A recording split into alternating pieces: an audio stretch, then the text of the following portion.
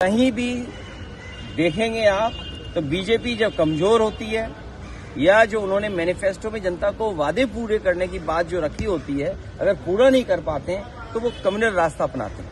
उड़ीसा में इसीलिए Samajwadi party division की पॉलिटिक्स नहीं करना चाहती, हम सबको जोड़ के राजनीति करना चाहते हैं।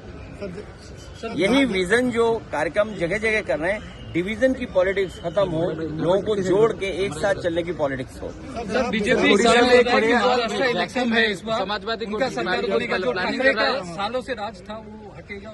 महाराष्ट्र में भी कर रहा है। बीजेपी से सीखने को भी बहुत कुछ है। वो पॉलिटिकल पार्टी नहीं है, वो पॉलिटिकली प्रोफेशनली रन करते हैं अपने आप।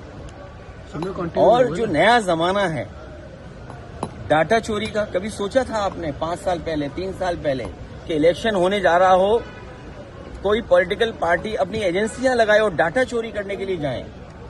तो ये नए तरह की चीजें हैं। प्रोफेशनल पॉलिटिक्स करती है बीजेपी प्रोफेशनल गिनती करके डेटा पे एक एक बिंदी बैठा करके तब फैसला लेते हैं। इसलिए जिसको हराना है बीजेपी को, उसको उसी तरीके से तैयारी करनी पड़ेगी। और बीजेपी का रिसोर्सेज की कोई कमी नहीं है। उड़ीसा उनके हाथ में, तो रिसोर्सेज की कहाँ कमी होगी?